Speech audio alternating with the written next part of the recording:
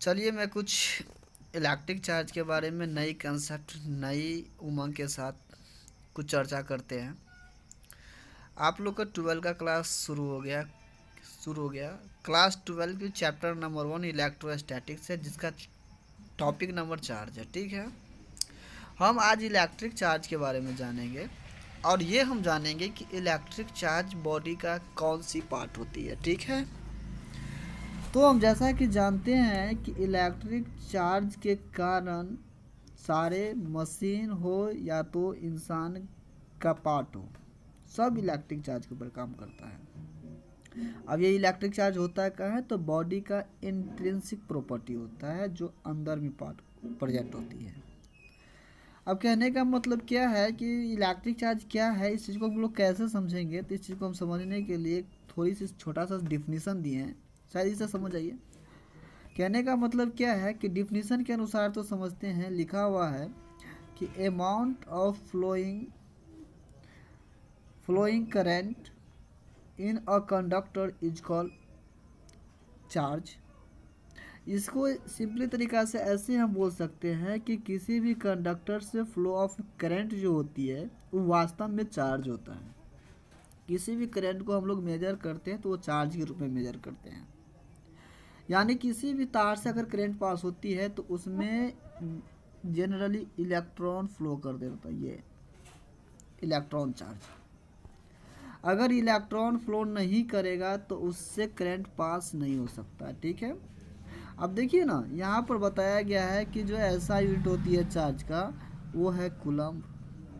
अब कूलम तो बताया है, क्यों दिया है कूलम के बारे में, तो ये मैं बात बता दूं, जो कूलम इसलिए बताया गया है कूलम के बारे में क्योंकि चार्ज का ऑपरेशन जो हुआ है, इसकी जितनी विख्यापन किया गया है वो कूलम साहब ने किया था, इसलिए अपने नाम के अनुसार उसका कूलम यूनिट दे दिया। अब कहता है कि किसी भी इलेक्ट्रिक चार्ज को हम लोग स्केलर कहते हैं। कोई भी इलेक्ट्रिक चार्ज हो, चाहे इलेक्ट्रॉन हो, प्रोटॉन हो, न्यूट्रॉन हो, एक चार्ज होता है स्केलर क्वांटिटी। क्यों होता है स्केलर? क्योंकि इस स्केलर ये इसलिए होता है क्योंकि चार्ज का जो रिलेशन बनता है वो करंट के और टाइम के साथ होता है, Q बराबर IT। तो I होता है करंट, Q होता है चार्ज। करंट को हम जैसा कि जानते हैं एक स्केलर क्वांटिटी होता है, इसकी डायरेक्शन फिक्स नहीं होता है। करंट हम लोग कुछ इस तरह से फ्लो कर दे रहता है रैंडम मोशन में, इसलिए वो स्केलर क्वांटिटी होता है।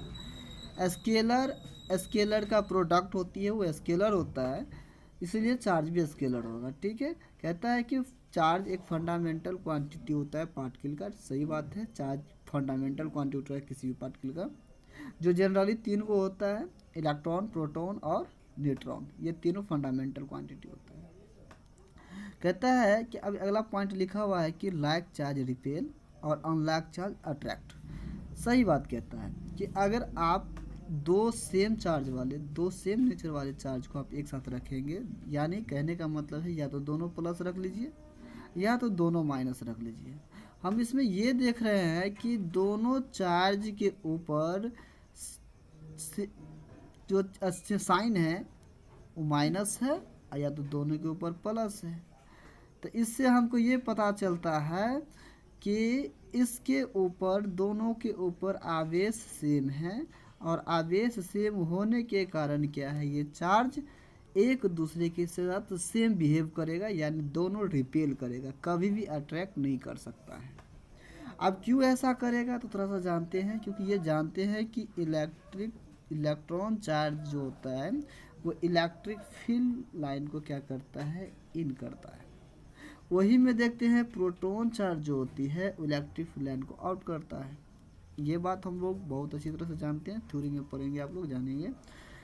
तो इसमें देखते हैं, अगर दो इलेक्ट्रॉन को अगर मैं किसी कुछ मिनिमम डिस्टेंस पर रख दिया जाए, जैसे यहाँ पर दो इलेक्ट्रॉन रखा गया है, तो ये क्या बताइए, दोनों एक दूसरे से अट्रैक्ट करेगा? नहीं करेगा, क्योंकि इसका भी लाइन इन्हें करा है, इसका भी करेगा इन, इसलिए दोनों सेम प्रोसेस में काम करेगा, इसलिए दोनों रिपेल करेगा। यहाँ पर भी देखते हैं, ये भी लाइन को इजेक्ट करता है और ये भी लाइन को क्या करता है, इजेक्ट, यानी दोनों प्लस से वाला रखा गया, यहाँ पर दोनों प्लस से वाला सेम प्रोसेस में काम करेगा, इसलिए रिपेल करेगा। लेकिन ये तीसरा पॉइंट कहता है इसमें देख रहे हैं कि नेचर अलग अलग है चार्ज का, एक प्लस है तो दूसरा माइनस है।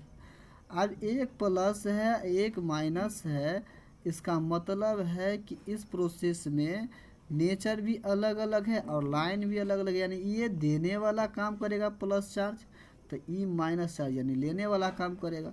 यानी दोनों का लाइन जो होता है अट्रैक्ट करेगा, इसमें चार्ज होगा अट्रैक्शन करेगा, यानी दोनों एक दूसरे से मिल जाएगा। तो इसीलिए ये पॉइंट लिखा हुआ है।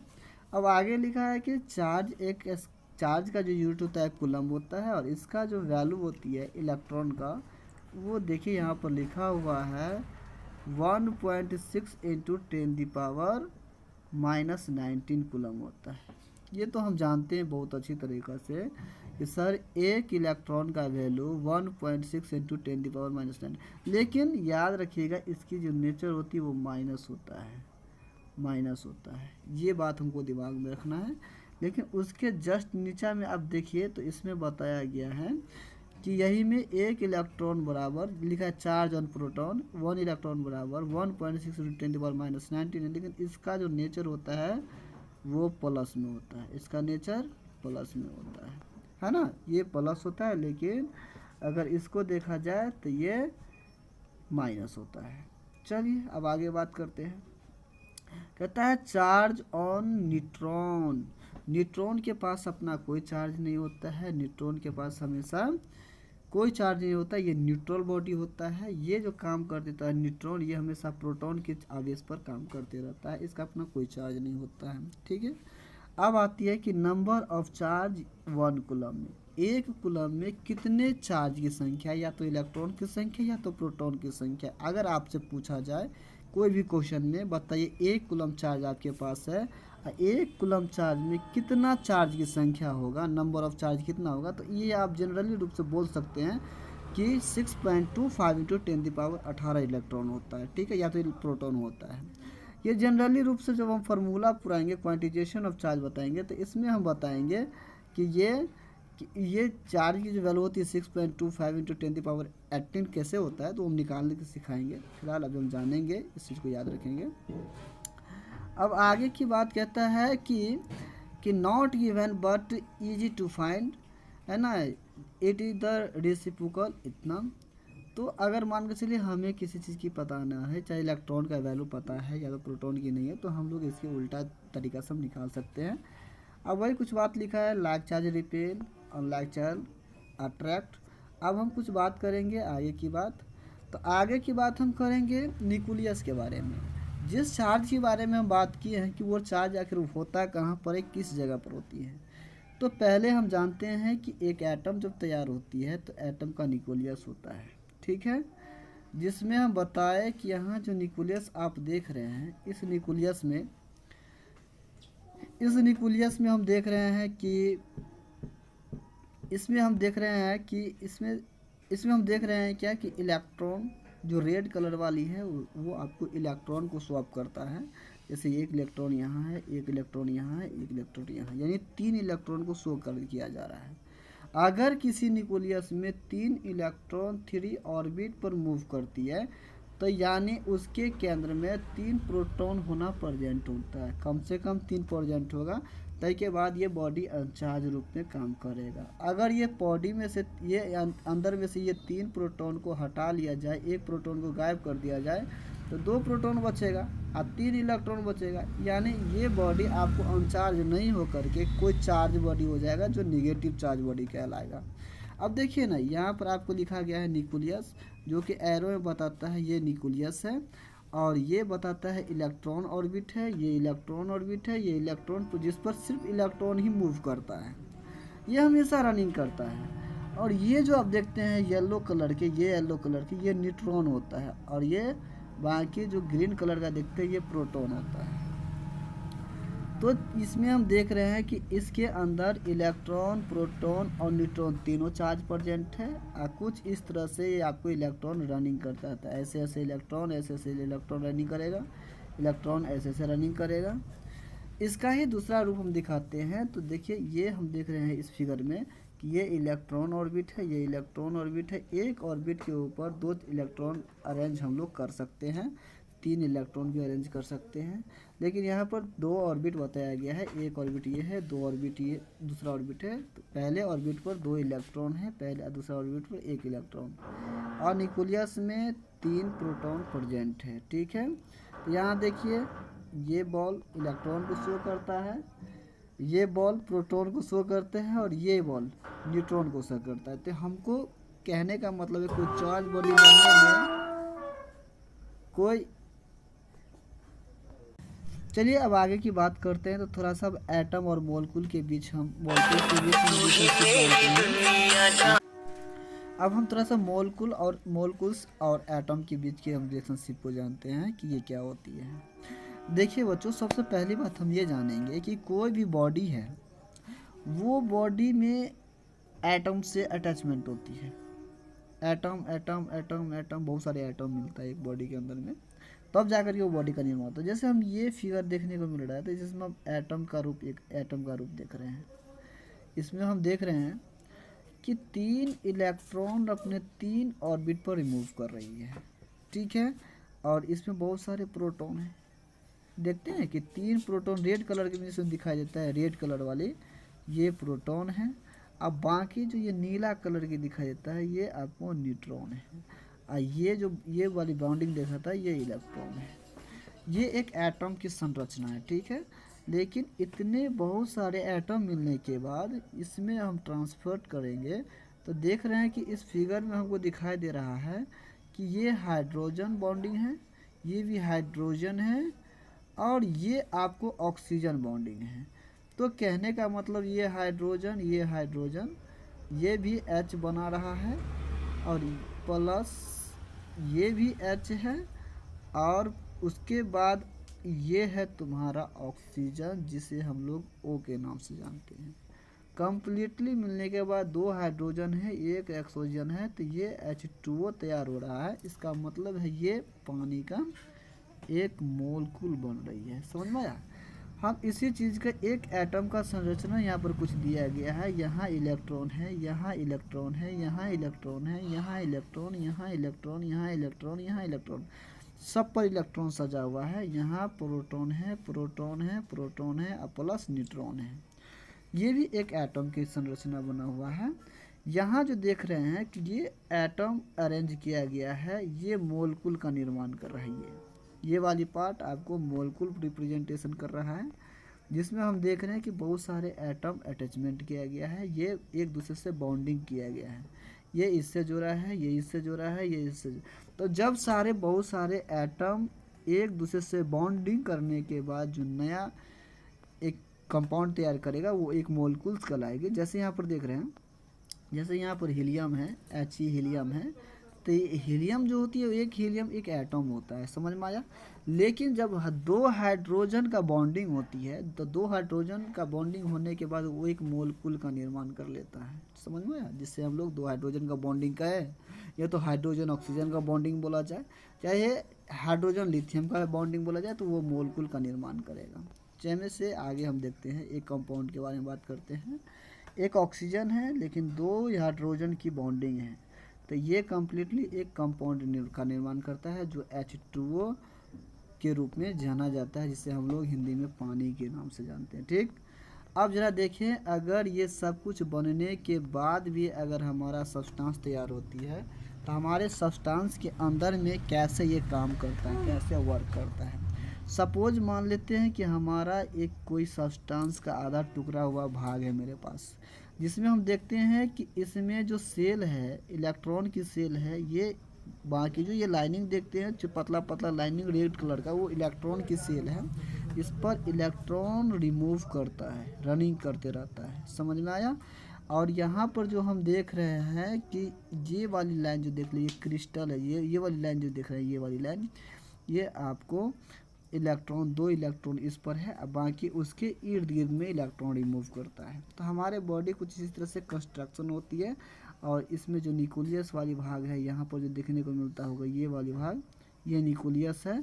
और ये न्यूक्लियस का जो पार्ट काटे हुए हैं जिसमें प्रोटॉन और न्यूट्रॉन को सजा करके रखे हैं, ये है उसका पार्ट जिसमें प्रोटॉन और ये रहा न्यूट्रॉन है, और ये बना इसका न्यूक्लियस। ठीक, तो हमको लगता है कि आप लोग इतनी बात समझ में आ गई होगी। अब बात करते हैं नेक्स्ट पॉइंट की। तो हमने अभी तक जाना है कि एटम और मोलकुल्स के बीच कैसा रिलेशनशिप है, लेकिन भाई ये भी तो जान लो कि लेकिन वही मोलकुल्स से जब हमारा कोई बॉडी तक का निर्माण होती है तो कैसे बनता है। तो जैसा कि जानते हैं कि वाटर, सोडियम क्लोराइड और बहुत सारे एलिमेंट या तो कंपाउंड मिलने के बाद हमारा एक बॉडी का निर्माण होता है। जैसे यहाँ पर हमको देखने को मिल रहा है कि यहाँ पर ये वाली जो भाग दिख रहा है, ये वाली भाग, ये वाली आपको NaCl है, जिसे हम लोग सोडियम क्लोराइड के नाम से जानते हैं। और यहाँ पर ये छोटे छोटे पॉइंट सब देख रहे हैं, ये छोटी छोटी पॉइंट सब ये वाटर मोलकुल्स है, जिसे हम लोग H2O के नाम से जानते हैं। ठीक है, ये H2O है और ये जो है आपको सोडियम क्लोराइड है, क्योंकि इसमें क्लोरीन है और सोडा दोनों मिक्स किया गया है। यहाँ पर देख रहे हैं कि ये वाली जो भाग आपको देखने को मिलता है वो लिखा है हाइड्रेटेड कार्बन लिखा हुआ है, जिस पर N+ होता है सोडियम पर। ठीक है, अब इसी तरह से जितनी भी अगर सबको मिलने के बाद जो एक बॉडी का निर्माण होगा तो वो मेरा सब्सटेंस कहलाएगा। लेकिन ये किस तरह से बॉन्डिंग करेगा, तो इस तरह से बॉन्डिंग करेगा। जब भी हाइड्रोजन क्लोरीन के साथ अगर ये क्रिस्टल तैयार करेगा, जैसे सोडियम क्लोराइड बनता है, तो देखिए यहाँ पर जो जितने भी ग्रीन कलर का दिखाई देता है वो Cl है। ये बॉन्डिंग जो होता है ये क्रिस्टल आपको Cl है। अब बाकी जो ये कलर का दिखाई देता है, ये कलर जो दिखाई देता है आपको, ये कलर वो आपको Na है, जो कि आपको इसमें बहुत अच्छा से दिखाई दे रहा है। ठीक है, अब ये कैसे काम करता है, तो यहाँ पर मैं ज़रा देखो इस चीज़ को। तो ये क्या, इस चीज़ को जिससे हाइड्रेटेड क्लोराइड आयन है, तो हाइड्रेटेड क्लोराइड आयन जो तैयार होती है, जिसमें हम देखते हैं वाटर मोलकुल है, जिसमें क्लोरीन एक क्लोरीन भी है। तो क्लोरीन के चारों तरफ क्या है, वाटर मोलकुल से अटैचमेंट है और इसकी सारे की बॉन्डिंग बना हुआ है। इसी प्रकार से हम बहुत सारे कुछ देखेंगे और इस चीज़ को हम समझेंगे, है ना। शायद हमको लगता है कि आप लोग को ये बात समझ में आ रही होगी। तो आगे की बात करते हैं, तो थोड़ा सा ये भी बात समझ लेते हैं कि हमारा जो बॉडी बना हुआ है, जैसा कि हम लोग जनरली जानते हैं कि हमारा बॉडी लगभग 5 तत्व से बनता है। इसीलिए हम लोग रामायण में कुछ कहता है अग्नि पावन तत्व, ये कुछ ऐसी बात बताया जा रहा है। तो थोड़ा सा हम जानते हैं कि हमारे बॉडी में केमिस्ट्री का क्या योगदान है और फिजिक्स का क्या योगदान है। तो सबसे पहले जानिए कि हमारा जो हेड है वो अदर पार्ट से बना हुआ है। ठीक है, इसकी विश्लेषण हम आगे करेंगे। जबकि हेड से जो नीचे वाली पार्ट है, जिसे हम लोग गर्दन के नाम से जानते हैं, उसमें लगभग 3% नाइट्रोजन है, वो 3% नाइट्रोजन है। उसके बाद हमारे गर्दन से जो नीचे वाली भाग होती है, जिसे हम लोग सीना के नाम से जानते हैं, उसमें जो हाइड्रोजन है वो लगभग 10% है। उससे जो नीचे वाली भाग है वो होता है कार्बन, जिसमें 18% कार्बन होती है। अब बाकी जो होता है वो 75% ऑक्सीजन होती है। ये बात समझ में आ गया। इससे अगर डिटेल में जानना है तो आगे की बात हम करेंगे। आगे क्लास मिस नहीं करना, आगे की वीडियो मिस मत करना, पूरी बात जानकारी देंगे कैसे क्या होता है। चलिए कुछ और एक बहुत मज़ेदार वाली बात पर करते हैं, क्योंकि ये बात जो होता है ना वो आप लोग को हमेशा धक्का में गिराते रहता है, जो आप लोग कभी समझ पाते हैं या नहीं समझ पाते हैं। यहाँ पर देखते हैं बात क्या रहा है कि नेचुरल एटम के बारे में। नेचुरल एटम क्या होती है, न्यूट्रल एटम क्या होता है, न्यूट्रल एटम, नेचुरल का गया सॉरी, न्यूट्रल एटम क्या होता है। देखिए हम पहले में बता दूँ, कोई भी एटम के अंदर में अगर इलेक्ट्रॉन और प्रोटॉन की नंबर बराबर रहे, अगर जितनी इलेक्ट्रॉन है उतना ही प्रोटॉन उस एटम के अंदर प्रेजेंट है, तो समझ लो कि वो एटम न्यूट्रल हो जाएगा। जैसे आप देख रहे हैं कि इस एटम में 1 इलेक्ट्रॉन 2 3 4 5 6 इलेक्ट्रॉन प्रेजेंट है, यानी इलेक्ट्रॉन की संख्या लगभग 6 है। उसी तरह से इसके अंदर में प्रोटॉन की संख्या भी 6 है। इसका मतलब ई जो बनने वाला एटम है वो आपको न्यूट्रल है। समझ में आया। अब आगे बात आती है कि निगेटिवली। तो मैं पहले बता दूं, अगर जिस एटम के अंदर में जिस चार्ज की संख्या बढ़ेगा वो एटम उस तरह की बिहेव करेगा।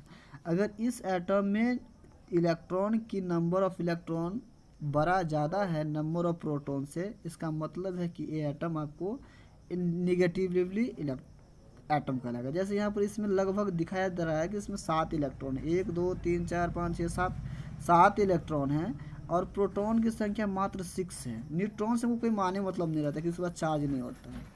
तो यानी कहने का मतलब प्रोटॉन से 1 इलेक्ट्रॉन ज़्यादा है, तो इसमें निगेटिवली चार्ज बॉडी एटम होगा, ये निगेटिव की तरफ बिहेव करेगा, ये पॉजिटिव की तरफ बिहेव नहीं करेगा। अब बात ये आती है कि इसमें कि भाई ये एटम पॉजिटिवली चार्ज एटम कहलाती है, तो कैसे देखिए यहाँ पर देखते हैं कि इलेक्ट्रॉन जो है माइनली 5 गो है लेकिन प्रोटॉन 6 है। इसका मतलब है कि जो एटम बनने वाला है ये पॉजिटिवली चार्ज बॉडी बनने वाला है। मैं आशा करता हूँ कि ये वीडियो आप लोग को समझ में आया होगा। और मैं थोड़ा सा इसका देखते हैं कि इसका लैब हम लोग कैसे करते हैं, प्रैक्टिकली कैसे करते हैं, एक्सपेरिमेंट कैसे करते हैं, थोड़ा सा एक्सपेरिमेंट पर इसको समझ लेते हैं। और अच्छा लगे तो इसको, इस चैनल को, मेरे चैनल को लाइक और सब्सक्राइब कर देना और आगे भेज भी देना है, क्योंकि तुम्हारे जैसे जैसे बहुत सारे वीडियो बच्चे इस वीडियो के इंतज़ार में बैठे हुए हैं। थोड़ा सा आज मैं पहले प्रैक्टिकल लैब पर थोड़ा सा ध्यान दें, क्योंकि मैंने अभी थ्योरी पर पढ़ाया है क्या सिर्फ इलेक्ट्रॉन चार्ज होती है, प्रोटॉन होता है, न्यूट्रॉन होती है, बट इसका मैंने क्या किया है कि लैब नहीं कर पाया। ठीक है, पहले मैं नेगेटिव चार्ज को मैं उठा के देखता हूँ। तो देखिए ज़रा नेगेटिव चार्ज को, नेगेटिव चार्ज में हमको देखने को मिलता यह है कि इसका जो लाइन, इलेक्ट्रिक फील्ड लाइन की डायरेक्शन होती है, फील्ड लाइन की डायरेक्शन होती है, वो वास्तव में माइनस अंदर की तरफ होती है, जैसे एरो रिप्रेजेंट करता है इसकी अंदर तरफ। ठीक है, और इसमें ये देखते हैं कि ये मूवेबल चार्ज होती है, इलेक्ट्रॉन जो होती है वो रेस्ट में नहीं होती है, अपनी कक्षा में मूव करते रहता है अराउंड द पॉजिटिव चार्ज। हम इसमें देखेंगे कि और बहुत सारे देखने को मिलेगा कि इसमें जो आप लोग ग्रीन ग्रीन कलर के साइड तरफ देख रहे हैं वो मैग्नेटिक फील्ड होती है, इसका अपना एक फील्ड बनाता है। अब जब देखिए इसको मैं थोड़ा सा मूव करवा दिया, ये मूव करता रहेगा, इसके डायरेक्शन, जिस डायरेक्शन में मूव करवाएंगे इसकी डायरेक्शन हमेशा सेम होगा, ये डायरेक्शन को अपने चेंज जल्दी नहीं करता है। ठीक है, अब ये पॉजिटिव और नेगेटिव चार्ज होने के कारण क्या करती है, अपनी डायरेक्शन को चेंज करता है। थोड़ा सा मैं इसको यहाँ खींच के ले आऊँ, है ना, अपने सेंटर पे ले आते हैं कि ये मूव करवा दिए थे। अब इस इलेक्ट्रॉन को हम रेस्ट में छोड़ दिया तो रेस्ट में रहेगा। अब थोड़ा सा मूव करवा देंगे इधर की डायरेक्शन में, तो इधर की डायरेक्शन में ये मूव करना शुरू हो जाएगा। समझ गए? तो थोड़ा सा देखते हैं, मूव करवा करके देखते हैं कि किधर ये मूव करती है। देखिए मूव करना शुरू हो गया, जिस फास्ट में हम फेंकेंगे उस फास्ट में ये मूव करना शुरू हो गया, हमारा कक्षा को छोड़ करके ये चला गया। तो ये इलेक्ट्रॉन थोड़ा सा आपको समझ में आ गया होगा। अब बात करते हैं पॉजिटिव चार्ज की। ठीक है, तो मैंने एक पॉजिटिव चार्ज यहाँ पर लिया और इसमें देख रहे हैं कि पॉजिटिव चार्ज रखे हुए हैं। अब मैं पॉजिटिव चार्ज की बात मैं करूँ तो पॉजिटिव चार्ज में देख रहे हैं कि इसमें इलेक्ट्रिक फील्ड लाइन जो होती है वो निकलता है सरफेस से, चार्ज से, और नेगेटिव में देख रहे थे कि लाइन प्रवेश कर रहा था। तो दोनों का अलग अलग प्रॉपर्टी होता है, जिसमें एक लाइन का निकलना होता है और एक लाइन का इन करना होता है। अब यहाँ देख रहे हैं कि यहाँ पर मैंने पॉजिटिव चार्ज रखा और पॉजिटिव चार्ज इतनी क्लीन दिखाई देता है कि आपको दिखाई देता है ये प्रोटॉन होती है और ये भी मूव करती है। कहने का मतलब क्या है कि ये जब मूव करेगा तो अपने पूरे कक्षा के लेकर के मूव करेगा। जरा देख सकते हैं ना कि ये सीधी डायरेक्शन में मूव करती है। और ये देखिए ये अपनी कक्षा से बाहर निकल रहा है।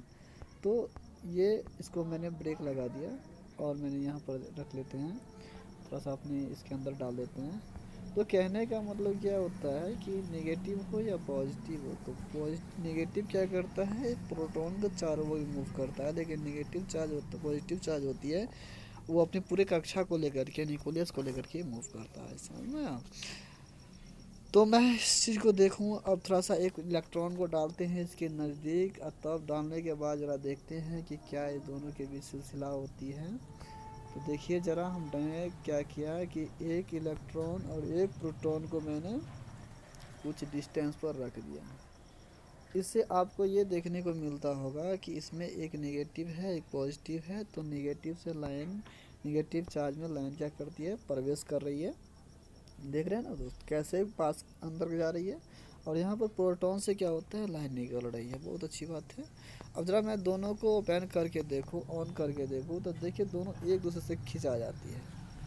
क्यों खिंचा गया ये, ऐसा कौन सा फोर्स है कि इसमें ये अट्रैक्ट मतलब एक दूसरे से खींच लिया, ये अट्रैक्शन फोर्स होने का कारण ये एक दूसरे को कर ले अपने अंदर में। अब ज़्यादा देखिए ये फोर्स जो लगाता है ये इलेक्ट्रिक फील्ड लाइन के कारण लगता है, और ये देखिए हमेशा पॉजिटिव से निकलते हैं और नेगेटिव में पास करवाता है। यही लाइन का इंटेंसिटी इतना पावर होती है, इतनी पावरफुल होती है कि ये दोनों चार्ज को रिटोट करवाते रहता है और दोनों इस तरह से फ्रिक्शन करते रहता है, समझ गया। लेकिन यहाँ पर देखते हैं कि थोड़ा सा ये देखिए, अगर ये कभी भी इसको खींचेंगे ये खिंचाएगा, ये इसको खींचेंगे चाहे वो खिंचाएगा, इतनी स्ट्रॉन्ग फोर्स होती है देखिए। अब मैं इसमें थोड़ा सा बात करूँ कि थोड़ा सा मैं एक यूनिट टेस्ट चार्ज करें तो एक टेस्ट चार्ज हम इधर की ओर बढ़ाते हैं, ठीक है। अब जब देखिए ये चार्ज इलेक्ट्रॉन के पास रिमूव करेगा, जैसे ये छोटी छोटी यूनिट चार्ज है, टेस्ट चार्ज है, ये हमेशा इलेक्ट्रॉन पर रहेगा, है ना। ये और ये जो डालेंगे तो ये इलेक्ट्रॉन के पास ना हो करके ये कहाँ चला जाएगा, यहाँ पर थोड़ा सा देखते हैं इलेक्ट्रॉन को, तो यहाँ पर डाल देते हैं, प्रोटॉन को थोड़ा सा डालते हैं, यहाँ पे डालते हैं, तो ये देखिए। तो कहने का मतलब क्या है कि ये चार्ज सबका सिलसिला जो होती है कि यूनिट टेस्ट चार्ज वो किसी के तरह साथ भी बिहेव कर सकता है, पॉजिटिव के भी साथ भी बिहेव कर सकता है और नेगेटिव के साथ भी बिहेव कर सकता है, जैसा कि आप इसमें देख रहे हैं।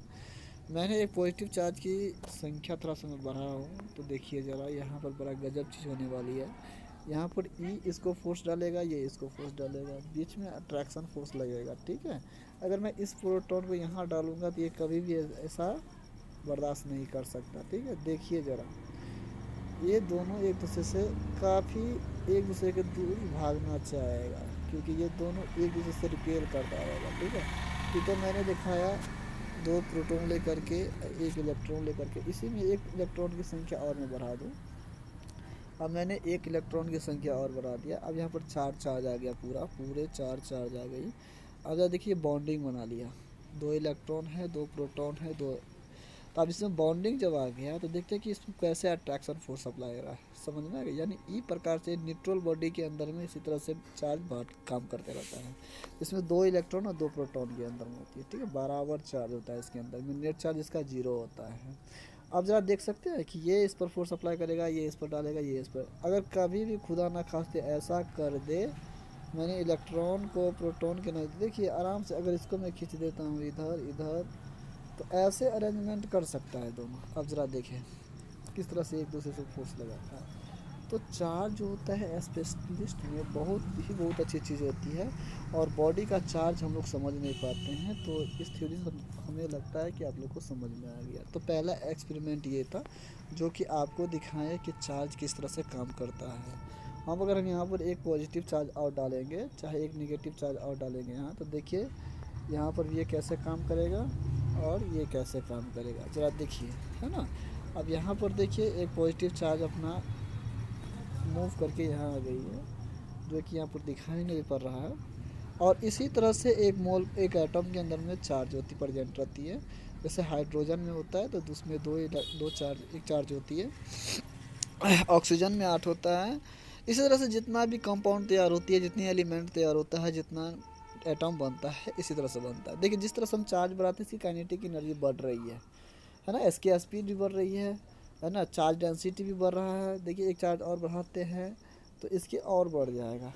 देखिए मैंने इस पर एक बार और बढ़ा दिया, ऑलरेडी इसकी काइनेटिक एनर्जी बढ़ गया, स्पीड बढ़ गया, सब कुछ बढ़ रहा है। अब देखिए इसी तरह से हमारे बॉडी के अंदर में चार्ज का समीकरण रहता है, जो कि हम लोग जल्दी नहीं समझ पाते हैं। हम उम्मीद है कि इस प्रैक्टिस से आपको कुछ समझ में आया होगा।